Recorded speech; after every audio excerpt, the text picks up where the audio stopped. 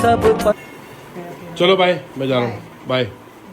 जा रहे हैं, मैं फिर पापा भेज रहा रोटी, ठीक है? अच्छा, शाम से फिर चने भी भेजांगी। ठीक है, पापा भेज देना। रोटी देख लांगे जो होनी, मैंने पापा भेज देना। चलो मैं जा रहा हूँ, इतना ला जाना भी, ठीक है? हेलो, गुड मॉर्निंग फ्रेंड्स, क्या हाल चाल है आपके? ठीक हो, बढ़िया हो? बस बढ़िया ही रहो। आज फिर एक दिन की शुरुआत हो चुकी है। बस अभी घर से निकला हुआ, एक छोटी सी प्रॉब्लम हो गई है। प्रॉब्लम ये हो गई है, जो बॉम्बे में इशू, जो सिमरन कर रहा था, जानते हो इशू को, शाइगा है जिसको मैं मजाक में कहता हूँ, उसका एक शिपमेंट आना था कोरियर बाहर से। तो वो शूज़ का काम करता है, आपको ही पता है, उसके शूज़ मतलब काफ़ी एक्सपेंसिव वाले शूज़ वो करता है। तो वो कोरियर एरामैक्स से आया था। एरामैक्स ने डिलीवरी कंपनी को डिलीवरी कंपनी ने मेरे घर पे डिलीवर करवाना था, और वो डिलीवर होना था आज से 10-15 दिन पहले, और 15 दिन से वो डिलीवर नहीं हो पा रहा। और वो चेक कर रहे हैं, वो पता नहीं हब में पड़ा हुआ डिलीवरी के, इतने फ़ोने कर दी, कोई रिस्पांस नहीं आ रहा, कुछ नहीं आ रहा। कल रात को मैं गुड़गांव वाले हब में गया डिलीवरी कंपनी के, उन्होंने बोला, उन्होंने फिर सिस्टम पे चेक किया, वो कहते हैं जो शिपमेंट है आपका वो रेवाड़ी पड़ा हुआ है, और रेवाड़ी में से डिलीवर क्यों नहीं हो रहा ये समझ नहीं आ रहा। और रेवाड़ी मेरे घर से 80 किलोमीटर लोकेशन दिखा रहा है, मैं 80 किलोमीटर दूर पड़ता है, 2 घंटे लगेंगे जाने में। अब मैं निकला हूँ रेवाड़ी, क्योंकि जो उसके शूज़ है वो 1 से 1.5 लाख की उसकी कॉस्टिंग है, तो नहीं छोड़ सकता, फ़ायदा नहीं है, और काम भी उसका इफेक्ट हो रहा है। फिर मैं कहा चलो कोई बात नहीं, तू बॉम्बे से मत आ। वो कहता जी मैं फ्लाइट पकड़े बॉम्बे से आ जाता हूँ, तो देख लूँगा जैसे भी होता है। फिर मैं कहा तू मत आ, पहले मेरे को जाने दे, मैं रेवाड़ी जाके देख रहा हूँ प्रॉब्लम क्या है। तो आने जाने में अब 2-4 घंटे लगेंगे, बस यही है। अब जा रहा हूँ, देखता हूँ, आपको ही बताऊँगा वहाँ जाके क्या हुआ, मिला क्यों डिले हुआ, वो समझ नहीं आ रहा।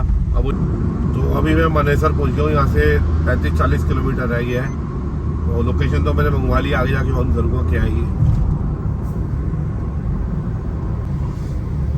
तो ये देखो, अरावलीज की मानेसर की पहाड़ियाँ हैं। कहा जाता है कि यहाँ पे कभी कभी लेपर्ड आ जाता है, अंदर लेपर्ड है पे थोड़े बहुत। मैंने तो कभी अंदर जाके देखे नहीं, कभी मौका लगा तो जाऊंगा जरूर।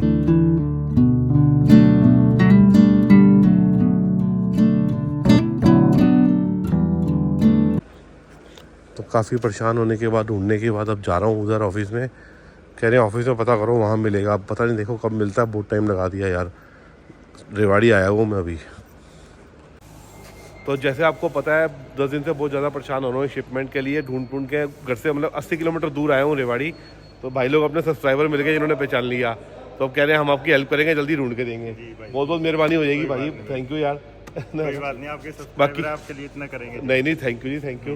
तो बाकी अब ढूंढ रहे हैं, मिलता तो आपको बताऊंगा मैं। तो घर से रेवाड़ी तक भी आया हूँ, मतलब 80 किलोमीटर दूर, 2-2.5 घंटे लगा के आया हूँ। 2 घंटे में कोई यहाँ लग गए।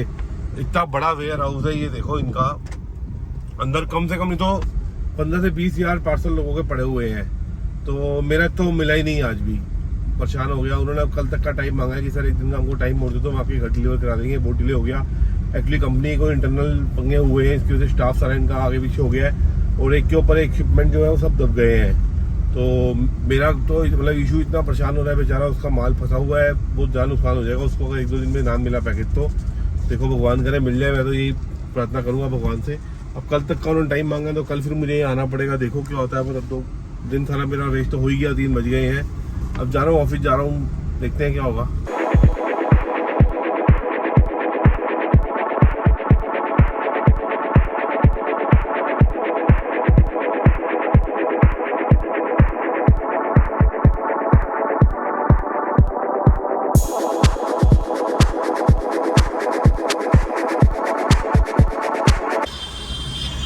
नारियल पानी की जो मलाई होती है ना, वो खाने में मजा ही कुछ अलग आता है। नारियल पानी पिया, मैं कहा भैया जितनी मोटी से मोटी मलाई वाला होना वो दियो, और वो खा रहा हूँ, बड़ा मजा आ रहा है वाकई। 5 बज गए, ऑफिस एंटर हो रहे हैं। खाना खिला दे यार, भूख लग रही है, सुबह तो कुछ खाया भी नहीं। तो अब लंच करूँगा, तो देखते हैं काम धंधा क्या करना है। टाइम तो 5 बज ही गए हैं। खाना खिला दे यार, भूख लग रही है। आया नहीं वो अमन, कहाँ है? मैं कभी ऑफिस में, अभी देखो आज 5 बजे ऑफिस पहुंचा हूँ। काम होता है, पीछे से कोई काम करने वाला बंदा तो होना चाहिए ना, कि काम संभाल ले। तो कहीं ना कहीं घूमता फिरता रहता हूँ, बाहर रहता हूँ। अब रामचंद्र गाँव गया हुआ है, तो दिक्कत हो जाती है मशीन चलाने की। तो मैंने इसको भाई को ट्रेन कर दिया मशीन के लिए, तो दिक्कत तो नहीं हो रही आगे ना अब तो। हाँ भाई, तू हेल्प कर ही देता, बाकी तो राजेश जी आई है, तो अब कोई टेंशन इतनी नहीं है मुझे। मतलब बाहर जा सकता हूँ, घूम फिर सकता हूँ मैं। जो मैं सोच रहा था रामचंद्र नहीं है, मैं जाऊँ ना जाऊँ, तो नहीं ठीक है ना। तो मैं तो ऑफिस आके सुबह से सोया हुआ था, अभी यहाँ से भी सुबह 200 किलोमीटर गाड़ी चलाई है, थका हुआ था पूरी तरह से। तो भाई साहब ने आगे उठाया है मुझे, तुम्हारे सब्सक्राइबर है तो क्या करता हूँ फैमिली मेम्बर जी, इन्होंने बहुत ਦਾਣਾ ਜਿਨ੍ਹਾਂ ਦੇ ਮੇਰੀ ਭੈਣ ਨੇ ਪੜਾਇਆ ਪ੍ਰੋਜੋਤ ਭਾਜੀ ਵੀ ਮਿਲਦੇ ਨਹੀਂ, ਉਹਨਾਂ ਨੂੰ ਮਿਲਣਾ ਥੋੜਾ ये मिलेगा वो भी बहुत जल्दी मिलेगा, चिंता ना करो। थैंक यू जी, बड़ी बड़ी मेहरबानी। ये भी साथ में आए हैं भाई उनके जी। तो मतलब ये काम थोड़ा सा गलत कर देते हैं यार, ये देखो गिफ्ट थोड़ा जो लाते हैं ना, ये हमें अच्छा नहीं लगता। ये हमारे दिल थोड़ा बाहर पड़ जाता है हमारे बड़े भैया है, दिल का नहीं नहीं, थोड़ा सा बाहर में अंदर भाई रहते हैं, कोई नहीं जी, अच्छा नहीं लगता। कोई नहीं जी। बाकी जो किमरन है, ये किमरन की लड़ाई है, किमरन को घर जाके दिखाएंगे ना, खोलेंगे। तो कुछ काम कराना था, फिर मैं और अमन अभी स्कूटर पे जा रहे हैं करवाने के लिए। मेरे को कुछ फ़ोन पे काम था, मैं कहा अमन तू स्कूटर चला, मैं पीछे बैठा वीडियो बनाऊंगा, साथ में बात करता रहूँगा फ़ोन पे।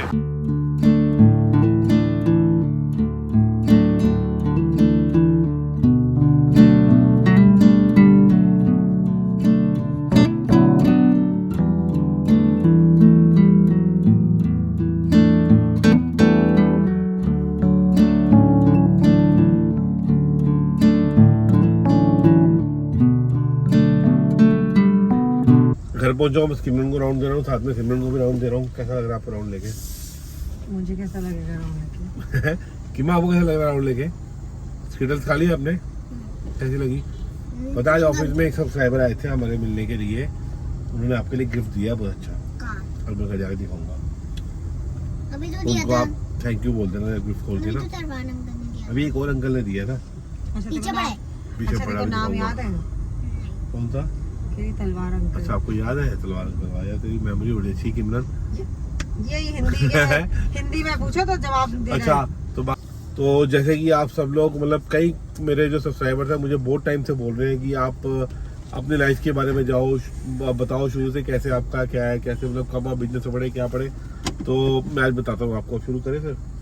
तो मेरा बर्थ जो है 2 अक्टूबर 1982 को हुआ था, मतलब आज मैं 40 साल का होने वाला हूँ। और मेरा करोल बाग में ही बचपन सारा बीता है, दिल्ली के, जो आप दिल्ली का हार्ट ऑफ द कह सकते हो, City। दिल्ली सिटी, करोल बाग। सारे काम जहाँ पे बिजनेस मतलब हर चीज़ की होलसेल मार्केट है वहाँ पे। तो मैं करोल बाग गुरु वोकेशनल पब्लिक स्कूल GHPS में पढ़ा हूँ, 98 तक मैंने पढ़ाई की है। मैं 12th तक ही पढ़ा हूँ, उसके आगे मैं कॉलेज में नहीं किया नहीं, जो सच्चाई है, झूठ बोलने की मेरे को आदत बिल्कुल भी नहीं है। और उसके बाद स्कूल छोड़ने के बाद 98 में मैंने सीधा ही बिजनेस में आ गया था। पापा उन्होंने बोला भाई आवारा गर्दी कोई करनी नहीं, सीधा बिजनेस में आओ। मेरे फ्रेंड सर्कल, मेरा कोई बहुत ज़्यादा फ्रेंड सर्कल था नहीं, सिर्फ एक हनी और बस 2-4 दोस्त थे, वही थे। बस हनी, अंजन, मैं और मोनू, हम 4-5 दोस्ती थे, और हमारा कोई फ्रेंड नहीं था, कोई कुछ नहीं था। मैं गलत संगत में पढ़ाई नहीं बिल्कुल भी। तो बिजनेस मैंने क्या स्टार्ट किया, स्टार्टिंग में सबसे पहले जो मेरा बिजनेस था, मेरे पापा का जो बिजनेस था वो उन्होंने 83 में एयर टिकटिंग का ट्रेवल एजेंसी थी उनकी, दिल्ली में बहुत टॉप मोस्ट मानी हुई ट्रेवल एजेंसी थी हमारी। एयर टिकट्स में हमने बहुत डील किए, मैं एयर टिकट भी बनाता था साथ साथ, जिसकी वजह से हमको फ्लाइट्स की टिकट भी फ्री मिलती थी एयरलाइन की तरफ से। तो उसकी वजह से मैं पूरा वर्ल्ड घूमा हूँ, सिर्फ यूरोप छोड़ के मैं पूरा वर्ल्ड घूमा हुआ हूँ। बाकी आजकल तो थोड़ा कम हो गया कोविड की वजह से। तो बाकी एयर टिकट साथ साथ फिर मैंने 2000 में मैंने उस टाइम पे, आपको याद होगा, स्नूकर और पूल सेंटर बहुत खोलते थे। तो 3 पूल के टेबल और एक स्नूकर का टेबल लगा के हमने अपना पूल सेंटर खोला था, और एक साइबर कैफे बनाया था जिसमें मेरे को याद है 30 कंप्यूटर लगाए थे मैंने। तो मेरा साइबर कैफे था वो, और पापा एयर टिकटिंग काम करते थे। हमारा एक होटल भी था करोल बाग में, निर्माण होटल के नाम से, वो हमारा पूरी जॉइंट फैमिली का था। तो आज उसके भी है। निर्माण होटल नहीं है अब तो, जगह मतलब बिल्डिंग जगह बिल्डिंग वो है, वो बिल्डिंग जगह है। है। होटल हमने 96 में बंद कर दिया था। और उसके बाद फिर 2003 तक मैंने ये काम किया पूल का।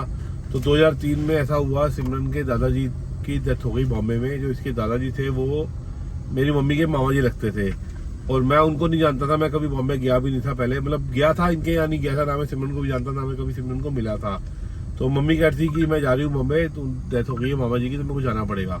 मैंने कहा नहीं मैं भी चलता हूँ। मम्मी ने कहा तू क्या करेगा? मैं कहा नहीं कोई बात नहीं, मैं भी चलता हूँ, तो देखी जाएगी जो भी होगा। फिर फ्लाइट की टिकट कराई, हम लोग बॉम्बे पहुँच गए। पहले दिन तो भोग वगैरह हुआ, सब कुछ हुआ, जो कस्टम्स होते हैं आपको पता ही होंगे, क्रिया वगैरह सब कुछ। उसके बाद घूमते फिरते फिर मतलब अगले दिन की हमारी वापसी थी, नेक्स्ट डे की।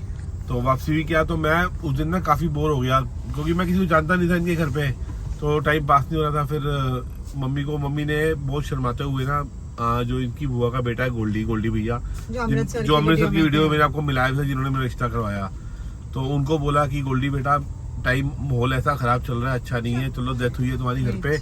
तो मेरे को कहते हुए शर्म आ रही है, संजीना बहुत बोर हो रहा है, अगर तू थोड़ा बहुत इसको बॉम्बे घुमा सकता तो प्लीज घुमा दे। उसने बोला गोल्डी भैया नहीं कोई बात नहीं आंटी जी आप, मेरी मम्मी उसकी मासी लगती थी, मासी जी ऐसा कोई बात नहीं है, मैं सन्नी को ले जाता हूँ। वो हम ऐसा घूमने गए और मेरा ऐसा प्यार पड़ा, हमारी ऐसी दोस्ती हो गई वो 2-4 घंटे में। मैं आपको क्या बताऊँ, अगले दिन की हमारी फ्लाइट टिकट थी, मैंने फ्लाइट टिकट कैंसिल करा दी। मैंने कहा मैं 4 दिन रुक के जाऊँगा और यहाँ पे। वो 4 दिनों में सिन्नी भैया जो सिमरन के बड़े भाई है उनसे भी दोस्ती हो गई, बहुत अच्छी बातचीत शुरू हो गई। इशू गुरु तो बहुत छोटे थे, 8-9 साल के थे, उनसे तो इतना नहीं था चलो। और बाकी फिर करते करते दोबारा टिकट कैंसिल कराई 4 दिन के बाद। मानोगे ऐसा हुआ, 2 बार मेरी टिकट कैंसिल हुई। करते करते फिर सिन्नी भैया की उसके 1 महीने के बाद शादी थी, तो उन्होंने मेरे को बोला कार्ड्स वगैरह सब कुछ छप चुके थे, तो हाँ, शादी कैंसिल नहीं हो सकती थी। हाँ। ये था कि थोड़ा लिमिटेड मतलब कर लिया था, फिर भी हमने जो कट कर सके, बट फिर भी थोड़ी ग्रैंड ही हुई थी ग्रैंड ही हुई थी बस। 40 दिन भी नहीं, मतलब आई थिंक 21 को दादाजी मतलब मेरे इनके दादाजी की डेथ हुई थी, और सिन्नी की शादी 28 सितंबर, तो हार्डली कोई टाइम मतलब ऐसे हुआ था, टाइम बिल्कुल नहीं था मतलब। तो फिर करते करते सिन्नी ने मेरे को बोला यार देख अब तू यहाँ पर इतने दिन रुका, टिकट भी कैंसिल हुई, पूरे 1 महीने के बाद मेरी शादी है और तू आएगा और विद फैमिली आएगा। तो मैंने उनको प्रॉमिस किया मैं आऊंगा। तो मैं शादी पे गया, सब वहाँ पे काफी इंजॉय किया शादी में, घूमते फिरते। मतलब मेरी सिमरन से इतनी बात नहीं होती थी, हाय हेलो टाइप ही होती थी, हाय हेलो भी नहीं होती थी। एक आध बार हुई होगी बस, वही था और कुछ नहीं था। बस टॉन्ट मारते थे मुझे, वो छोटा मोटा मजाक तो चलता ही है ना। हम तो नहीं करते किसी से ऐसे मजाक, आप तो ऐसे मजाक करते हो। ये करते करते जो गोल्डी भैया है उनको मैं पसंद आ गया, या क्या हुआ क्या नहीं हुआ। और इनकी एक बुआ की बेटी थी, उन्होंने मेरे को पसंद कर लिया। तो दीदी ने मेरी मम्मी से बात की कि ऐसे ऐसे सन्नी हमको पसंद आ रहा है, तो अगर आप, मम्मी ने बोला कि इसके पापा नहीं आए अभी, इसकी पूरी फैमिली दिल्ली में, ताऊ जी वगैरह सब लोग हैं, तो मैं उनसे बिना पूछे हाँ नहीं कर सकती। मैंने कहा तो मम्मी ने मेरे से, मम्मी ने नहीं, इनकी बुआ का जो बेटा था उन्होंने मेरे से बातों बातों में पूछे थे कि सिमरन कैसी लगती है, क्या लगती है, बात पसंद आ गई थी, आ गया तो तभी तो मैंने हाँ करी। हाँ। तो मैंने फिर उनको बोल दिया गोल्डी भैया ठीक है जैसे आपको अच्छा लगे। मम्मी ने पूछा, मम्मी ठीक है जैसे आपको अच्छा लगे, कोई बात नहीं। हम दिल्ली आ गए, मतलब मेरा बर्थडे भी वहाँ मनाया गया 2 अक्टूबर। उसके बाद उसके भी 2-3 दिन के बाद शायद मैं दिल्ली गया था। तो मैं दिल्ली आया तो इसका एक और कजन और कजन सिस्टर हमारे घर पे आए, तो उन्होंने बातचीत पक्की कर दी, सब कुछ हो गया, रिश्ता हो गया। फिर रिश्ते के शायद 1-1.5 महीने के बाद सिमरन के पापा की डेथ हो गई। नहीं 3 नवंबर को हमारा रिश्ता हुआ था। 8 नवंबर को पापा की डेथ हो गई, 5 दिन के बाद ही। तो थोड़ा वो बहुत सैड पीरियड हो गया था। और फिर उसके पूरे मतलब 3 नवंबर 2003 को मेरा रिश्ता हुआ था, और 20 नवंबर 2004 को, मतलब पूरे 1 साल 17 दिन के बाद मेरी शादी हुई थी। तो मेरी शादी भी बहुत ऐतिहासिक शादी थी, मैं आपको क्या बताऊं। मतलब याद नहीं कर सकते आप, मैं वो याद नहीं करता, वो सीन ही ऐसा हो गया था कि शादी होगी या नहीं होगी, पूरी बात नहीं बता सकता मैं आपको, बहुत लफड़ा हो गया था। कुछ ऐसे हुआ था, मतलब मैं समझ लो रात को रो रही हूँ कि शायद शादी होएगी कि नहीं होएगी, और अगले दिन जब डोली जा रही है कि रो रही हूँ कि शादी हो रही है। मतलब बहुत ज्यादा मिक्स्ड फीलिंग्स थे। मतलब गलत लोगों की वजह से, मिसअंडरस्टैंडिंग होने की वजह से मेरी शादी पे थोड़ी प्रॉब्लम हो गई थी, शादी के दिन ही मेरे। तो वो फिर ये अच्छा था कि मेरी मम्मी जो थी वो इनके मतलब सब जानते थे, क्योंकि सिमरन के दादाजी मेरी मम्मी के मामा ही रखते थे, बहुत सगी रिश्तेदारी थी। तो उन लोगों ने मतलब सब, उनको मम्मी का नेचर पता था, हमारी फैमिली का नेचर पता था, तो उन्होंने हमारे पे भरोसा करके सिमरन को हमारे हवाले कर दिया। तो वैसी शादी हुई। फिर 2006 में अनीशा पैदा हुई। लाइफ चलती बढ़िया चलती रही। 2012 में फिर हमारा ही एक रिश्तेदार, उसका मैं नाम तो नहीं लूंगा, पर एक बहुत क्लोज रिश्तेदार हमारा, जिसने मुझे बिजनेस की ऑफर करी कि मिलके एक बिजनेस करते हैं। हमने एक मिलके बिजनेस किया, सब कुछ किया। उस बंदे ने मुझे ऐसा धोखा दिया, मतलब मैं आपको क्या बताऊं। वो मेरे को पता है मेरी वीडियो वो देख रहा होगा और उसको गिल्टी फील होगा, तो कोई बात नहीं, हम धोखा दिया, मैं बर्बाद हुआ। तकरीबन 2 से 2.5 करोड़ रुपए के नीचे में आ गया, मेरा सब कुछ बिक गया। मतलब इतनी बुरी लाइफ हो गई थी मेरी, मैं आपको क्या बताऊं। अनीशा कहती थी पापा एक मुझे बर्गर ला के दो मैकडोनल्ड्स का, तो मेरे लिए पास वो पैसे नहीं होते थे कि मैं बच्चों को खुश कैसे करूँ, बर्गर ला के दूँ। तो फिर भी मैंने गुरुद्वारे जाना नहीं छोड़ा, बाबा जी का दर नहीं छोड़ा, सिर्फ उस भगवान पे भरोसा रखा जिसने मेरे को आज यहाँ इस मुकाम पे लेके आया है। 2-3 साल मेरे वो वर्स्ट पीरियड थे, तो उसके बाद फिर मेरी लाइफ एकदम सेट होके आज आपको पता कैसी है। आज जो चीज चाहता हूँ वो चीज सामने आती है, हर चीज आती है। पर ये भी बहुत इजी प्रोसेस नहीं था, इसके भी बीच में मतलब हमने बहुत ज्यादा चीजें सफर करी है कि लाइक अपने ही लोग मुंह पे हमारे बैठ रहे हैं, हंस रहे हैं, खेल रहे हैं, एवरीथिंग बहुत अच्छा चल रहा है। हम जैसे निकले और बातें, और लोगों को पता नहीं ऐसा क्यों लगता है कि वो बातें किसी से करेंगे वो हम तक नहीं पहुंचेगी। यार बातें तो बनी ही है बनने के लिए और बताने के लिए। तो मतलब मेरे को ये लॉजिक नहीं समझ आता लोगों का, तुम इतना या तो फेक मत बनो ना, ठीक है, आप नहीं हमें लाइक कर रहे हो या कोई ऐसे दिक्कत हो रही है, यू कैन टॉक। तो उस टाइम पे ऐसे होता था कि हमारे मुंह पे कोई कुछ नहीं बोलता था, और जैसे ही हटे वहां से बातें होने लग जाती थी, यार इनका तो ये है, उनका तो वो है। एंड ट्रस्ट मी, कोई नहीं हमारे साथ खड़ा था, कोई भी नहीं। सिर्फ भगवान मेरे साथ था, मेरे को भगवान में पूरा भरोसा था, मेरे साथ कभी बुरा नहीं होगा। फिर 2016 में किमरन पैदा हुई, उसके बाद तो मेरी लाइफ मतलब समझ लो कहाँ से कहाँ धीरे धीरे बढ़िया होते हुए आज बाबा जी की दुआ से मैं पूरा सेट हूँ। मुझे मतलब एक टाइम ऐसा था, ऐसा नहीं है कि हमारा बिजनेस अच्छा नहीं था, मतलब हमारा जो वो था, हमारा ये था होटल था, बट उसको हमने कन्वर्ट किया था हॉस्टल में। तो जो क्या बाजीराम करके इंस्टीट्यूट है राजेंद्र नगर में, उसके पीजी सॉर्ट ऑफ, हाँ, स्टूडेंट्स रहते थे। मतलब मेरी जो शादी 40-50 स्टूडेंट्स रहते थे मेरे पास। मतलब मैंने तो बेस्ट ऑफ लाइफ देखी है, लाइक मतलब फॉरेन टूर्स वगैरह एवरीथिंग, मतलब मैंने सब कुछ देखा है। अनीशा ने भी देखा था, अनीशा ऑस्ट्रेलिया, हम उसको फर्स्ट ट्रिप लेके गए थे, ऑस्ट्रेलिया लेके गए थे, सिंगापुर लेके गए थे। सिंगापुर मतलब एक ही दिन टाइप्स का था, बिकॉज वो हॉल्ट थिंग था, मतलब सब कुछ अच्छा था। उसके बाद धीरे धीरे मतलब जब ये चीजें होने लगी, तब इतना बुरा पीरियड आया कि मतलब मैं वो एक्सप्लेन नहीं कर सकती हूँ कि क्या मतलब हालत हुई थी। तो टाइम सबके बुरा आता है, बस सिर्फ भगवान पे भरोसा रखो, अपनी हिम्मत रखो, कभी भी मार नहीं खाओगे, क्योंकि मैंने तो ये फेज से निकला हूँ।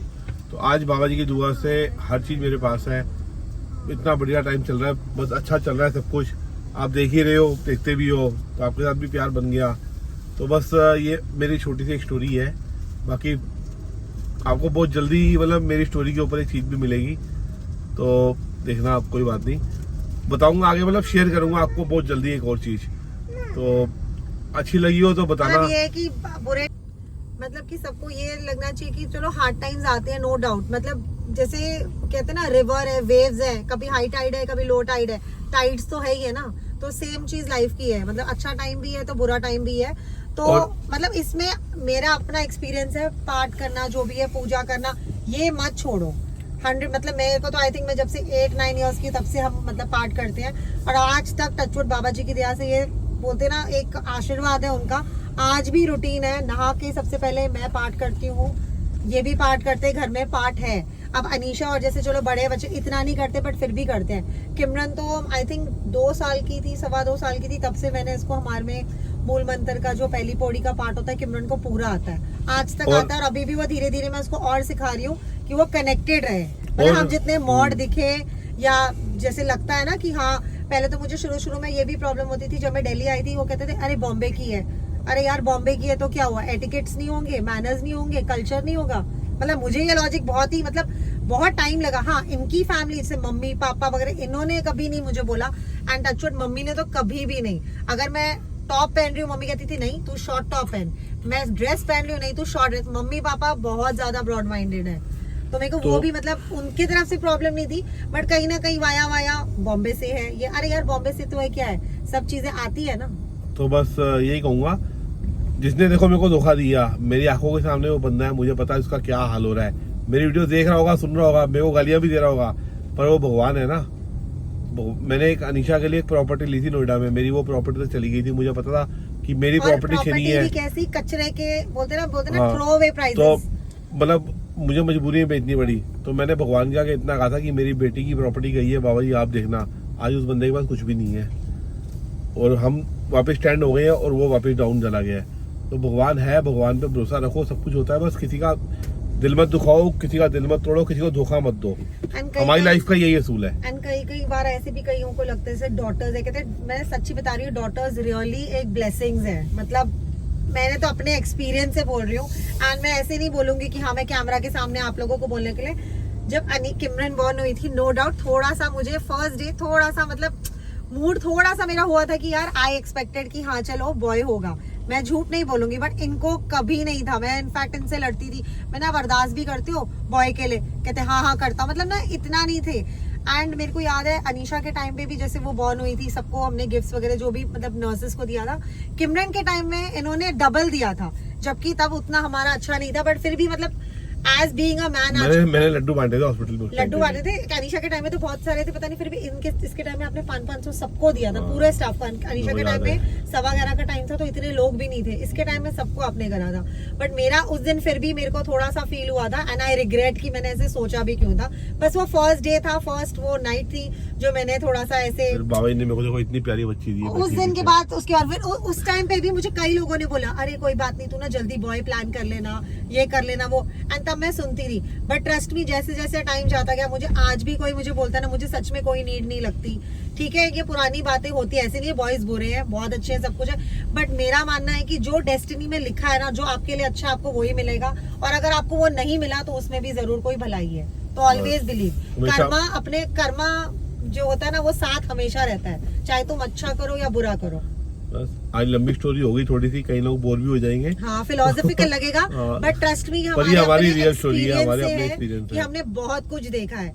मतलब कि अपनापन देखा है, धोखा देखा है, मुंह पे मीठे, पीठ पे बोलते ना चाकू चलाने वाले, वो देखे हैं, देखते भी आज तक। बट वही है, काफी चीजें वही है, नजरअंदाज भी करते हैं हम कि चलो कोई नहीं, पार्ट ऑफ लाइफ। बस सिर्फ भगवान पे भरोसा रखो और कुछ नहीं, ठीक है। एंड आई प्रे कि जो भी ये देख रहे हैं, भगवान करे जिसका भी थोड़ा भी हार्ड टाइम चल रहा कुछ हो, बाबा जी करे कि सबका अच्छा पीरियड है और बहुत जल्द आए। जैसे कि बोलते हैं ना, कभी का कोई किसी की ब्लेसिंग, मुंह की बात सच हो जाए, तो मेरे यहाँ तो कई बार कई लोग बोलते भी मेरी काली जबान है। तो आई प्रे जो देख रहा है, जिसको थोड़ी भी कोई दिक्कत है, कोई प्रॉब्लम है, बाबा जी करे आप सबकी प्रॉब्लम्स खत्म हो जाए। भगवान में भरोसा रखो और कुछ मत रखो, सब अच्छा होगा, ठीक है। और सब्सक्राइब करो, हमें सपोर्ट करो, फॉलोअर्स बढ़ाओ यार, फॉलोअर्स तो अटक ही गए, सब्सक्राइबर्स बढ़ाओ थोड़े से। हो जाएंगे। कहाँ हो बच्चों? ये देखो, एक गिफ्ट आया है, एक सब्सक्राइबर अंकल देके गए हैं आपको, देखो कैसा है।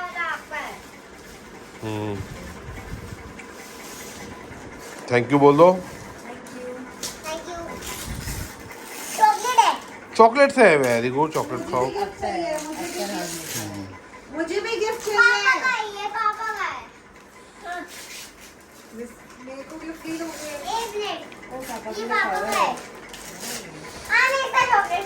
मेरे को गिफ्ट ही नहीं मिला, मैं बात ही नहीं करी किसी से।